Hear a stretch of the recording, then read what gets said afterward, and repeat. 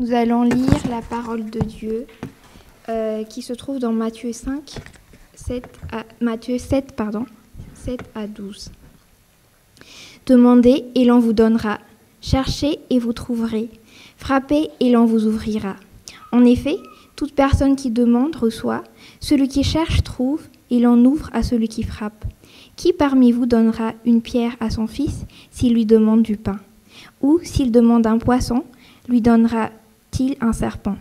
Si donc, mauvais comme vous l'êtes, vous savez donner de bonnes choses à vos enfants, votre Père céleste donnera d'autant plus volontiers de bonnes choses à ceux qui les lui demandent. Tout ce que vous voudriez que les hommes fassent pour vous, vous aussi faites-le de même pour eux, car c'est ce qu'enseignent la loi et les prophètes. Jusqu'ici la parole de Dieu. Donc, on vient de lire un texte qui est très important pour plusieurs d'entre nous, que nous avons essayé de tenir à cœur depuis très longtemps, sans nécessairement savoir comment aborder le sujet. Je vous donne un exemple. Quand j'étais ado, j'ai été invité à la maison d'une amie de notre église pour faire la fête. C'était juste un vendredi soir. La plupart des gens de mon église y étaient invités. C'était marrant, il y avait de la pizza, ils avaient une piscine, c'était l'été, il y avait tout ce qu'il fallait, c'était génial. L'amie qui nous a invités, je vais l'appeler Marie, c'est pas son prénom, mais je vais l'appeler comme ça. On la connaissait tous, on avait grandi avec elle. Ses parents étaient des membres respectés de l'église. Sa maman chantait dans la chorale et ainsi de suite. On les voyait tout le temps. On les aimait bien. Ils étaient marrants, ils étaient accueillants. Et surtout, ils nous parlaient comme des adultes. Et donc, on aimait bien ses parents parce qu'on avait l'impression qu'eux, ils nous aimaient aussi. Relativement tard dans la soirée, je suis allé dans la cuisine pour chercher un truc et sa maman était là. Et quand elle m'a vu entrer, elle a vu qu'on était seuls dans la cuisine, elle a arrêté ce qu'elle faisait et elle m'a dit, tu sais, Dieu m'a dit quelque chose sur toi. Alors là, ce sont des paroles qui auraient terrifié tous les ados de notre église à l'époque. On était dans une église où les soi-disant messages de Dieu venaient fréquemment. Personne ne se posait des questions sur si ces messages étaient vrais ou pas. On savait juste que des gens disaient « Dieu m'a dit que » et c'est tout. Et en fait, il y avait plusieurs ados, y compris moi-même, qui ne vivaient pas pour Christ. Donc si Dieu avait quelque chose à dire à notre sujet, ce ne serait pas des bonnes choses. Donc j'avais un peu peur, mais quand même, je n'étais pas préparé à ce qu'elle m'a dit. Elle a dit « Dieu m'a dit que toi et Marie, allez vous marier dans quelques années. » Alors j'ai mis du temps à comprendre ce qu'elle disait, genre l'un à l'autre. Oui, vous allez vous marier l'un à l'autre. J'avais 15 ans à cette époque. J'étais adulte avant d'apprendre ce qui s'était vraiment passé. Marie, elle avait 1 an de moins que moi, elle avait 14 ans. Elle avait un faible pour moi à l'époque et elle a dit à sa mère qu'elle avait prié, comme une prière innocente d'une jeune fille, qu'on se marie. Et sa maman a ouvert sa Bible à Matthieu 7, verset 7, et a lu « Demandez et l'on vous donnera, cherchez et vous trouverez, frappez et l'on vous ouvrira ». Alors on dirait une blague, mais elle était totalement sérieuse. Elle avait pris cette promesse de Jésus-Christ et on avait fait une prophétie qui s'appliquait à notre situation particulière. Et elle me l'a répété pendant des années qui ont suivi. Alors bien sûr, je ne me suis pas marié avec Marie, elle est mariée avec quelqu'un d'autre, ils vont très bien. Mais je pense que vous voyez ce que je veux dire. Le texte d'aujourd'hui, comme plusieurs textes de ce sermon que Jésus fait sur la montagne, ce texte a été mal cité par des faux enseignants pour justifier l'idée que si on a assez de foi, Dieu nous donnera tout ce qu'on veut, y compris des voitures qui coûtent une fortune et des jets privés, payés d'ailleurs par des chrétiens qui ont été manipulés. Ce texte a été utilisé pour valider les prières les plus ridicules. Ce texte a été utilisé pour transformer Dieu en un distributeur automatique, en gros. Mais ce texte est bien meilleur, bien plus grand que cela. Jésus donne 3 commandements dans les versets 7 et 8, avec 3 résultats auxquels on peut s'attendre. Donc, lisons encore verset 7. Il dit « Demandez et l'on vous donnera, cherchez et vous trouverez, frappez et l'on vous ouvrira. En effet, toute personne qui demande reçoit, celui qui cherche trouve, et l'on ouvre à celui qui frappe. » Alors bien sûr, on peut comprendre pourquoi certaines personnes comprennent mal ce qu'il dit là. On dirait quand même que Jésus donne une exhortation très large de prier absolument tout ce qu'on veut et de nous attendre à ce que Dieu nous donne ces choses-là. Mais nous savons quand même de la Bible déjà, mais de notre propre expérience aussi, que ce n'est pas le cas. Chaque parent d'un tout petit sait que peu importe combien on prie désespérément pour une bonne nuit de sommeil, parfois, même souvent et pendant longtemps, ça n'arrive pas. Ce bébé dort quand il veut dormir. Clairement, Dieu ne nous donne pas absolument tout ce qu'on lui demande. Et ça en va de même pour certaines choses qu'on pense être de vrais besoins, comme le sommeil. Et donc, est-ce que cette réalité-là contredit ce que dit Jésus? Eh bien, souvenons-nous de ce qu'on a vu au chapitre 6. Vous vous rappelez de notre Père, la prière qu'il nous a appris à prier. Il nous a rappelé plusieurs fois dans ce passage et dans d'autres que nous devons chercher et prier pour les choses les plus importantes, les choses vraiment essentielles. Donc, quand Jésus dit « Demandez et on vous donnera, cherchez, vous trouverez, frappez et on vous ouvrira », il ne dit pas que si on demande tout ce qu'on veut, on aura tout ce qu'on veut, mais plutôt que si on apprend à demander des choses les plus importantes, on les recevra absolument. Alors, quelles sont ces choses les plus importantes? Il nous l'a déjà dit dans le chapitre précédent, dans le Notre Père. C'est la gloire du nom de Dieu, son règne présent et futur sur la terre, la provision de nos besoins de tous les jours, le pardon du péché, la protection du mal. À une exception près, ce sont des bénédictions spirituelles. Luc, même, dans son passage parallèle, où Jésus dit la même chose dans Luc 11, verset 13, Luc va jusqu'à équivaloir les bonnes choses que Dieu nous donne avec le Saint-Esprit lui-même. Les choses les plus importantes qu'on pourrait demander sont, pour la plupart, des bénédictions spirituelles, les choses que le Saint-Esprit fait en nous et non pas des choses qui sont liées à nos circonstances. John Stott, dans son commentaire sur ce texte, appelle cette œuvre du Saint-Esprit en nous la bénédiction compréhensive de Dieu. Si l'Esprit est à l'œuvre en nous, alors nous aurons toujours ce qui est vraiment essentiel. Mais quand même, il y a une pensée qu'on a tous de temps en temps. On entend que Dieu œuvre en nous pour nous donner toute bénédiction spirituelle dans les lieux célestes, comme Paul dit dans Éphésiens 1, et on se dit, super, mais quand même, il y a des choses, beaucoup de choses que je veux, d'autres choses qui ne sont pas dans cette liste-là, et même d'autres choses dont j'ai besoin, je pense.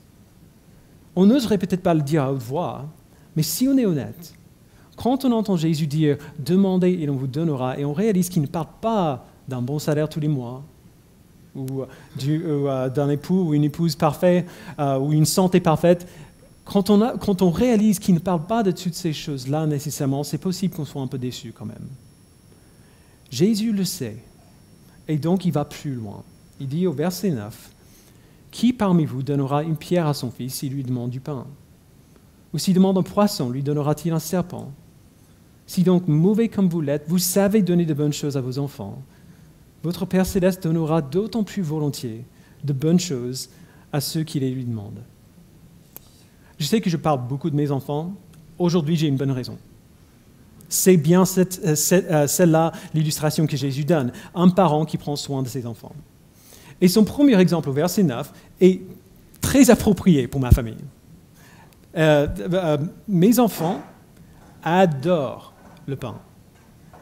Mes enfants adorent le pain. Tu confirmes, Jack?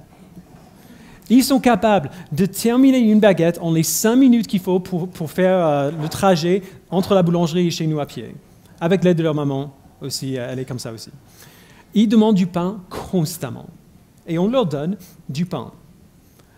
En plus, on leur donne aussi d'autres choses qui sont encore meilleures pour eux. Les fruits, les légumes.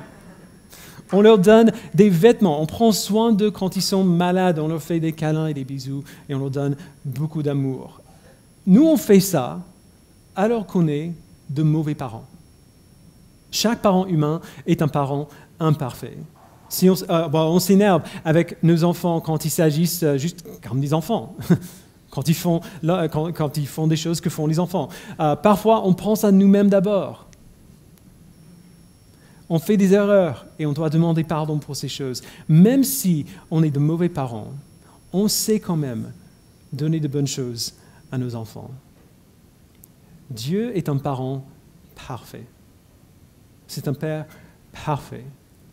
Si nous, qui sommes de mauvais parents, savons donner de bonnes choses à nos enfants, notre Père céleste saura le faire infiniment mieux. Notre Père céleste sait de quoi nous avons besoin et nous donne toujours ce qu'il nous faut, la bénédiction compréhensive du Saint-Esprit, la gloire de son nom, son règne dans nos vies, dans ce monde, sa provision, son pardon, sa protection. Il donne en abondance et il donne parfaitement. On se sent peut-être déçu quand les choses que Dieu nous donne ne sont pas les choses qu'on voulait ou qu'on a demandé, mais si on est déçu, c'est seulement parce qu'on ne voit toujours pas clairement. On est comme des nouveau-nés qui ne peuvent pas encore voir des formes claires. Nos yeux s'ajustent encore à ce qui est vraiment bon. Tim Keller l'a dit ainsi. Dieu nous donne toujours exactement ce que nous aurions demandé si nous savions tout ce que Dieu sait. Même si c'est dur à croire, si on voyait clairement et si on désirait justement, ce qu'on demanderait à Dieu serait exactement ce qu'il nous donne. On ne demanderait rien d'autre de sa part. Les choses que Dieu donne à ses enfants sont toujours très, très bonnes. Encore meilleures que les choses que nous pensons être bonnes. Si nous, mauvais parents que nous sommes, nous savons donner de bonnes choses à nos enfants, notre Père céleste nous donnera infiniment mieux de bonnes choses quand on les lui demande. Un bon Père donne de bonnes choses à ses enfants. Alors on a vu avant que ce que dit Jésus dans les versets 7 à 11 est assez simple. Un bon Père donne de bonnes choses à ses enfants. Si on apprend à demander à Dieu de nous donner des choses qui sont selon lui les plus importantes, il nous donnera absolument ces choses-là. Si nous apprenons à lui demander de bonnes choses, à chercher de bonnes choses, nous avons la promesse et l'assurance parfaite qu'il nous donnera ces bonnes choses-là. C'est cela, le message central de ce passage. Si vous ne retenez que ça, c'est le message central de ce passage. Mais on a déjà évoqué la pensée qu'on a souvent quand on parle de ce sujet. Qu'en est-il de tout le reste? Toutes les autres choses pour lesquelles on prie. Qu'en est-il des choses qui ne figurent pas dans le Notre Père, mais que nous trouvons quand même assez essentielles? Pas des choses basiques comme on paye sa facture mobile, mais les inquiétudes et les besoins énormes que nous pourrons rencontrer dans nos vies. Lorsque le médecin te dit que tu as un cancer, ou lorsque la personne que tu aimes le plus te détruit et te trahit, ou quand tu as simplement souffert des vagues continuelles de situations qui toutes seules seraient plutôt petites, mais qui s'accumulent avec le temps jusqu'à ce que tu te sens totalement écrasé. Quelle assurance pouvons-nous avoir pour toutes ces choses? Eh bien, répondre à cette question n'est pas la priorité. C'est pas sa priorité, c'est pas son but principal.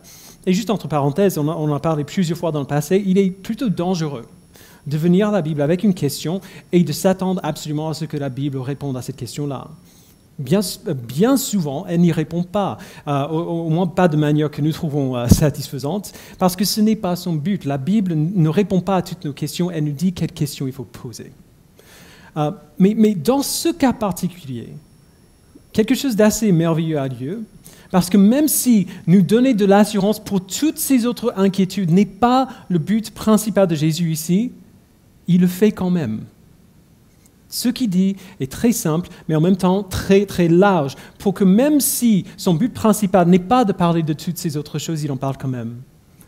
Ou pour le dire autrement, si une chose est vraie quand on la formule d'une manière positive, elle est aussi vraie quand on la formule d'une manière négative. Si un bon père donne de bonnes choses à ses enfants, ça veut dire aussi qu'un bon père ne donne pas de mauvaises choses à ses enfants.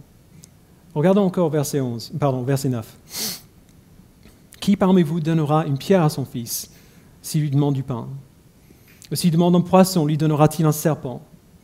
Si donc, mauvais comme vous l'êtes, vous savez donner de bonnes choses à vos enfants, votre Père céleste donnera d'autant plus volontiers de bonnes choses à ceux qui les lui demandent. Tout à l'heure, j'ai mentionné que mes enfants adorent le pain, et on leur donne du pain parce qu'on les aime. Le pain est bon, on ne peut pas leur priver de ça, mais on ne leur donne pas du pain n'importe comment. On ne leur donne pas sans discernement. Parfois, on dit non. Ce n'est pas le moment. Si on leur donnait du pain à chaque fois qu'ils demandent, ce ne serait pas bon pour eux, ils ne mangeraient rien d'autre. Enfin, toi oui. Toi, tu le ferais. Et il est assez grand maintenant pour savoir que manger de bonnes choses, en fait, c'est important. Je parlerai plutôt de Zadie, du coup. Elle a 3 ans, 3 ans et demi. Elle ne sait pas ce qui est bon pour elle. Elle s'en fiche de ce qui est bon pour elle. Elle veut du pain, peut-être, mais des fruits et des légumes sont bons pour elle. Encore une fois, on fait ce qu'on fait parce qu'on l'aime et parce qu'on sait donner de bonnes choses à nos enfants. Ce savoir-faire dont Jésus parle est très important. On ne donne pas sans discernement, on ne donne pas sans faim, autant que les enfants le désirent. On est assez sage, on est assez grand maintenant pour donner de bonnes choses de manière saine, comme il faut. Notre fille serait peut-être mécontente de cela, enfin, absolument mécontente de cela, mais c'est parce que c'est un enfant. Elle s'en fiche pour l'instant de ce qui est bon pour elle, elle veut juste ce qui lui plaît. Elle veut ce qu'elle veut. Plus tard, elle va mieux comprendre et elle sera contente qu'on a fait comme ça. Les choses qu'on donne à nos enfants aujourd'hui sont de bonnes choses et non pas de mauvaises. Peu importe ce qu'ils pensent aujourd'hui, peu importe ce qu'ils peuvent ressentir aujourd'hui, les choses qu'on leur donne ne sont pas de mauvaises choses. Et c'est cela l'image que Jésus donne ici. Si mes enfants demandent du pain, je ne leur jetterai pas une pierre en disant « voilà ton pain ». S'ils demandent un poisson, je ne leur donnerai pas un serpent. Tiens, va pêcher ça. Non, je ne leur donnerai pas du pain à chaque fois. Je leur donnerai peut-être une pomme à la place, mais je ne leur donnerai certainement pas une pierre. Dieu est un bon Père. Si nous lui demandons du pain, il ne nous donnera pas une pierre. La première fois, ce n'est pas moi qui dis ça, la première fois que j'ai entendu John Piper dire cela, il y a bien des années maintenant, ça a totalement changé, la manière dont je voyais la prière et la provision qui vient de Dieu. Et c'était tellement évident, c'était dans le texte, devant mes yeux depuis des années. Si on lui demande du pain, il ne nous donnera pas une pierre. Si on lui demande du poisson, il ne nous donnera pas un serpent. Nous demandons à Dieu de bonnes choses et il nous donne de bonnes choses. Et certaines de ces choses, surtout si ce sont des choses qu'il a promis de nous donner, il donne sans mesure et de manière parfaite. Mais parfois, afin de nous donner ces choses parfaites, il retient sa main. Non pas parce qu'il ne nous aime pas, non pas parce que les choses qu'on a demandées ne sont pas bonnes. Parfois, il retient sa main parce qu'il veut faire grandir autre chose en eux qui est encore meilleur. Quelque chose que la bonne chose qu'on a demandée ne nous donnera pas. Sa retenue fait quelque chose en nous, nous donne des bénédictions spirituelles qui sont meilleures que ce qu'on a demandé. Des trésors dans le ciel que la mythe et la rouille ne peuvent pas détruire. Un bon père donne de bonnes choses à ses enfants. Par exemple, imaginez qu'on passe par une période où la lecture de la Bible devient difficile. Je suis le seul qui a vécu une période comme ça. C'est une période où lire la Bible n'est plus une source de joie, c'est difficile, c'est laborieux, on lit une phrase 10 fois et on ne s'en souvient pas, genre 2 secondes après. Alors on prie que Dieu nous aide à y prendre plaisir de nouveau et rien ne change. Le lendemain, c'est pareil, c'est toujours difficile. Alors, qu'est-ce qu'on fait? Si on sait ce qui est vrai, si on est obéissant, on va continuer, on va persévérer. Dieu permet des périodes de sécheresse spirituelle pour nous apprendre, entre autres, la persévérance. Et cette persévérance, sur le long terme, produit bien plus de fruits que les périodes de lecture faciles et encourageantes. Parfois, il ne répond pas à la prière tout de suite parce qu'il veut nous apprendre la confiance en lui. Que même si on a l'impression de buter contre un mur à chaque fois qu'on lit la Bible, ce n'est pas vrai. Peu importe quelle est notre impression, il est en train de faire quelque chose en nous. Et on doit à ce moment lui faire confiance que c'est vrai, parce qu'il nous a dit que c'était vrai. Ou un autre exemple, un peu plus actuel pour moi. Certains d'entre vous savent que Zadie, notre fille à 3 ans, n'a jamais bien dormi. Et j'ai préparé de dire ça avant cette nuit d'ailleurs, pour vous qui êtes au courant. Elle se réveille souvent. Et parfois de manière violente pendant la nuit. C'était le cas cette nuit. pendant 2 heures, 2 heures et demie, hurler, colère, refus absolu de dormir. Elle est déterminée quand elle veut quelque chose. On n'a pas bien dormi de manière consistante depuis 3 ans et demi. On est fatigué tout le temps. Tout le temps. C'est dur à comprendre si on n'a jamais vécu quelque chose de similaire. Mais et ce que je dis maintenant, c'est ce que je me dis à moi-même. Le manque de sommeil te fait voir un certain nombre de choses un peu plus clairement. Tu vois que tu ne peux pas obéir au commandement de Dieu tout seul. Parce que tu n'arrives pas même à y réfléchir. Tu oublies ton prénom la plupart du temps. Tu vois que tu ne peux pas pourvoir à ton besoin de sommeil tout seul. Tu vois que si tu vas rester fidèle, si tu vas persévérer dans ta foi, tu n'as pas d'autre choix que de faire confiance à Dieu, de te donner ce qu'il te faut pour ça. Tu n'as pas d'autre ressource à ce moment-là que lui. Quand elle se réveille pour la 3e fois en une nuit, je dois toujours me dire la même chose. En nous privant d'un sommeil facile, Dieu nous donne en fait quelque chose de meilleur. Il nous donne l'occasion de nous placer entre ses mains, tous les jours, de nous placer entre ses mains et de faire confiance à sa grâce pour faire en nous ce que nous, on ne peut pas faire pour nous-mêmes. Il nous donne l'occasion d'apprendre à faire confiance à sa force dans notre faiblesse qu'on ressent totalement. Même dans ces moments qui sont très durs, Dieu nous donne de bonnes choses. Il retient sa provision d'un besoin physique pour nous donner autre chose qui est plus important. De la confiance en sa provision, de la persévérance dans l'obéissance, peu importe ce qu'on ressent, des bénédictions spirituelles qui sont infiniment meilleures et infiniment plus importantes qu'une bonne nuit de sommeil. Ou un autre exemple, qui sera peut-être un peu plus difficile.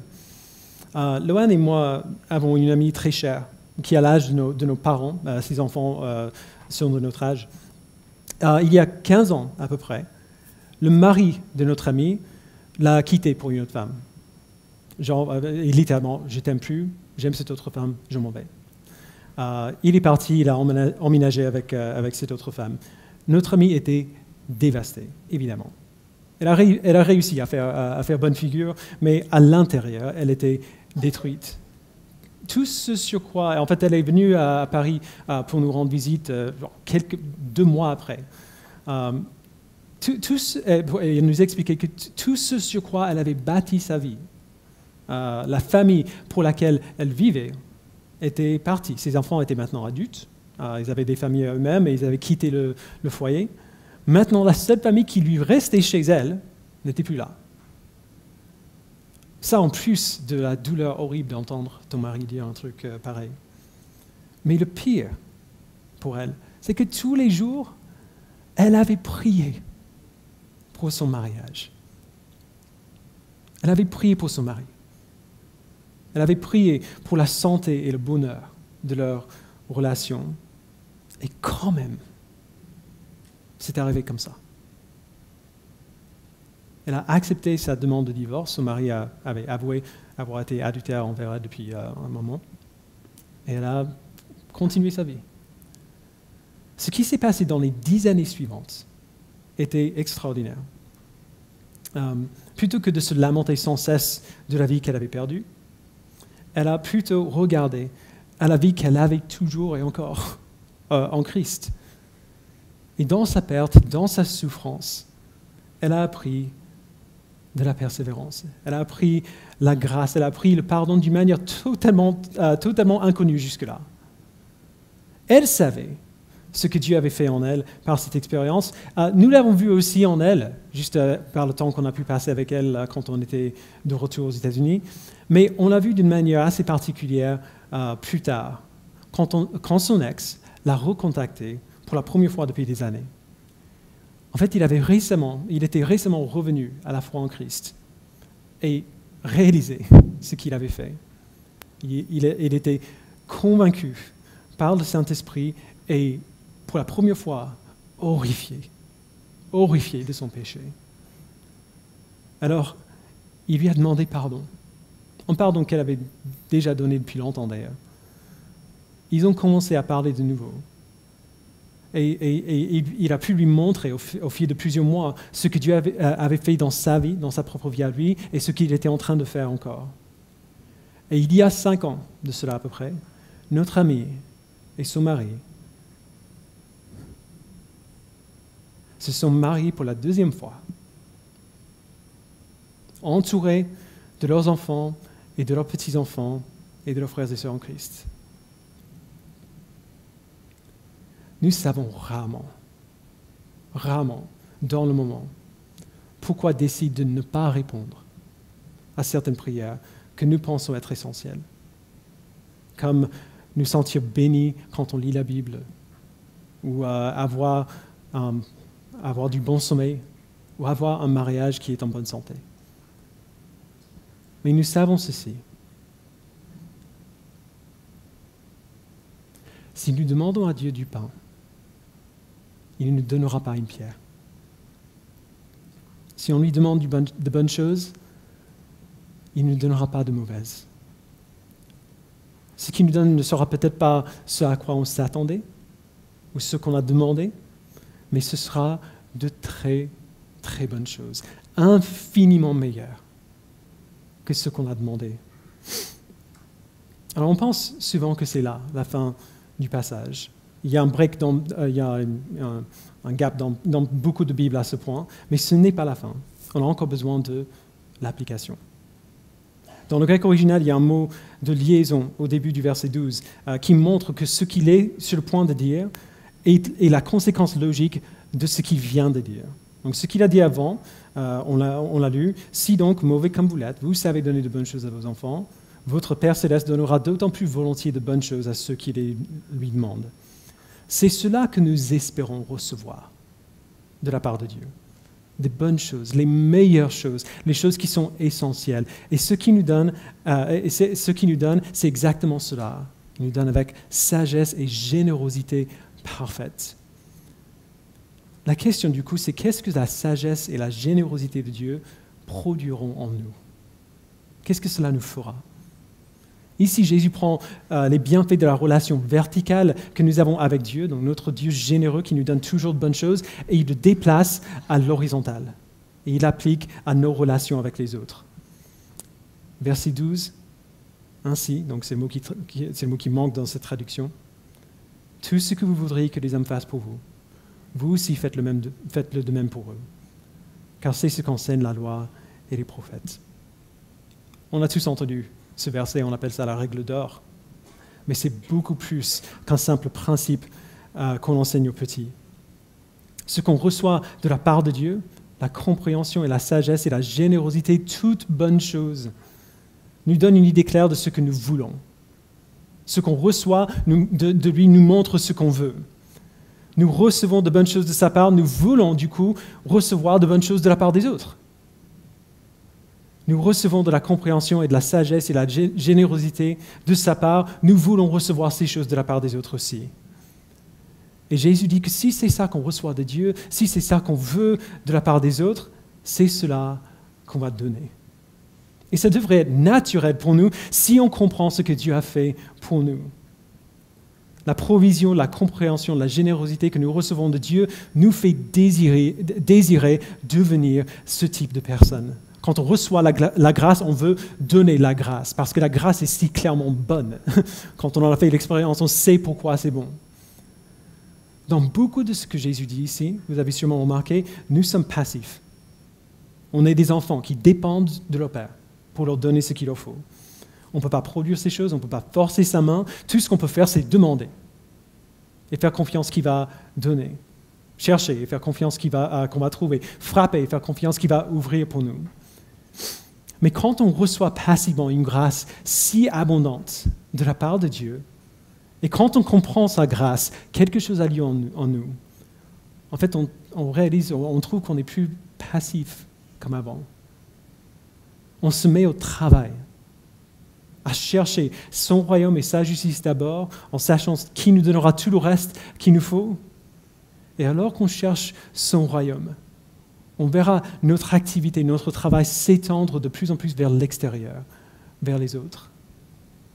Quand on grandit dans notre connaissance de la bonté de Dieu pour nous, on se trouve en train de chercher des occasions pour faire du bien aux autres, pour donner de l'aide là où c'est nécessaire, pour accueillir ceux qui ne sont pas accueillis ailleurs, tout comme Dieu nous a fait du bien et nous a accueillis. Alors qu'est-ce qu'on fait? On ouvre nos foyers. On invite des gens à rentrer, à manger et passer du temps avec nous parce que c'est ça qu'il a fait avec nous. On va dehors vers eux pour leur donner de l'aide s'ils en ont besoin parce que c'est cela qu'il a fait pour nous. On est ouvert au sujet de nos luttes et de nos péchés afin que les autres sachent qu'ils peuvent être ouverts aussi. On est patient et on pardonne aux autres parce que nous, on ne veut rien de moins. Et c'est exactement cela ce que Dieu nous a donné. Alors c'est un peu effrayant de penser à combien de qui nous sommes, entre guillemets, vient de la manière dont nos parents nous ont élevés.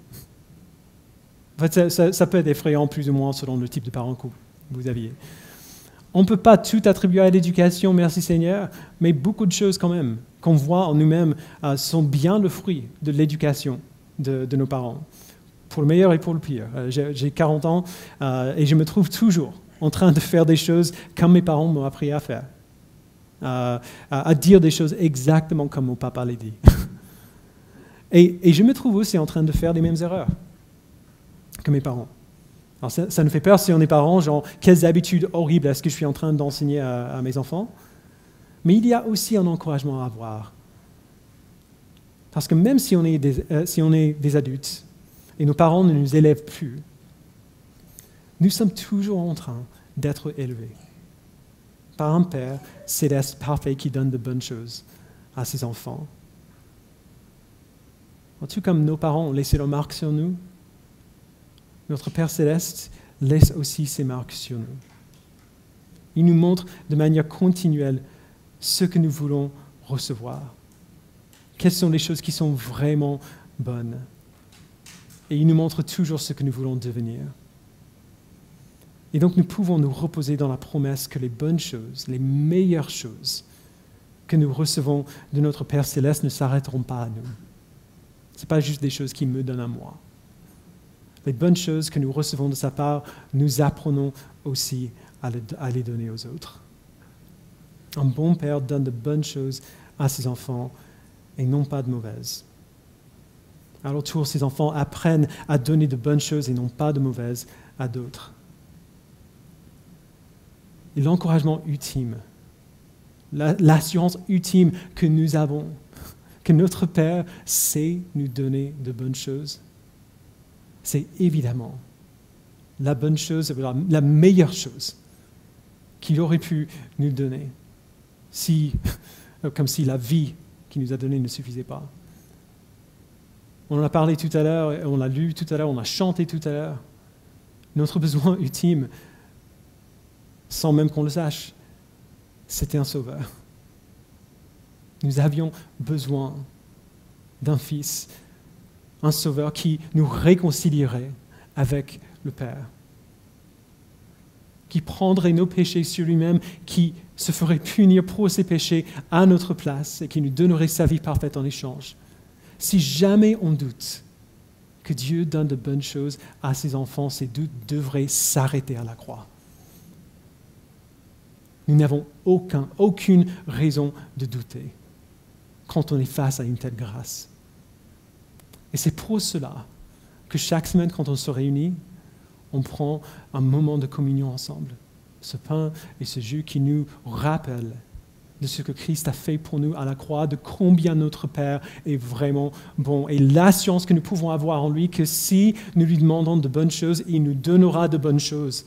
Il ne nous donnera pas de mauvaises.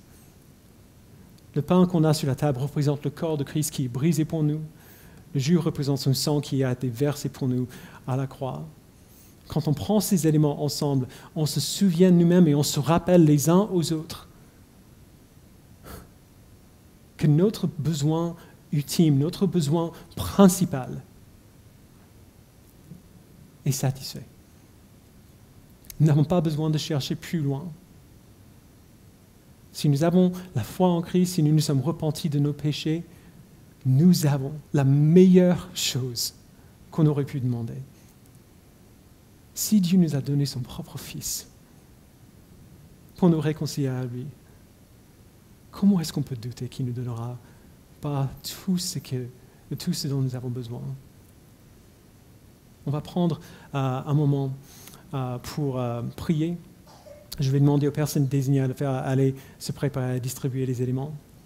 Après, ils vont se mettre dans la salle, ils vont vous appeler rangée par rangée pour sortir de vos chaises, pour prendre les éléments. Donc gardez bien dans la main, on va les prendre tous ensemble.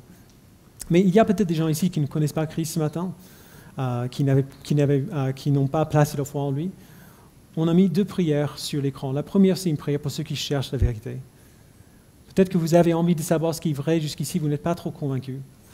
Je vais vous inviter, si c'est vous, à rester à votre chaise et profiter de ces instants pour demander à Dieu de vous convaincre. Pareil pour la deuxième prière, une prière de foi. Peut-être que vous avez envie de suivre Christ, mais vous ne savez pas quoi faire, par où commencer. Vous pouvez commencer comme ça. Priez cette prière comme un premier pas de foi vers lui. Et si vous l'avez fait, je vous invite à vous adresser à un membre de l'Église qui peut vous aider à vous orienter, qui peut vous diriger vers quelqu'un qui peut répondre à vos questions si vous en avez. On veut être là pour vous si vous en avez besoin. On va prier et on va se préparer à prendre la scène ensemble. Père, ta grâce et ta provision pour nous sont trop grandes pour être estimées. Et si jamais on avait besoin d'une preuve du péché dans nos propres cœurs, le doute et l'inquiétude qu'on ressent face à des choses que nous trouvons être importantes, des choses que nous estimons être des besoins, si nous avions besoin d'une preuve de notre péché, nous n'avons pas à regarder plus loin que le doute et l'inquiétude que nous avons alors que tu nous as donné ton propre Fils. Pour payer le prix de nos péchés, pour nous réconcilier avec toi, pour montrer par sa résurrection la preuve ultime que son sacrifice a été accepté et suffisant et efficace pour nous sauver. Permets-nous, Père, par ce moyen de grâce que tu nous donnes ce matin, d'avoir cette assurance-là. Pardonne-nous de notre doute, de notre inquiétude, de notre peur, et donne-nous, Père, de nous reposer en toi, d'avoir une meilleure assurance, une assurance parfaite, que si tu as donné ton Fils, tu ne retiendras absolument jamais des choses qui sont bonnes pour nous, des choses qui sont essentielles pour nous. Merci, Père, pour cette assurance que nous avons en lui. Au nom de Christ, nous le prions. Amen.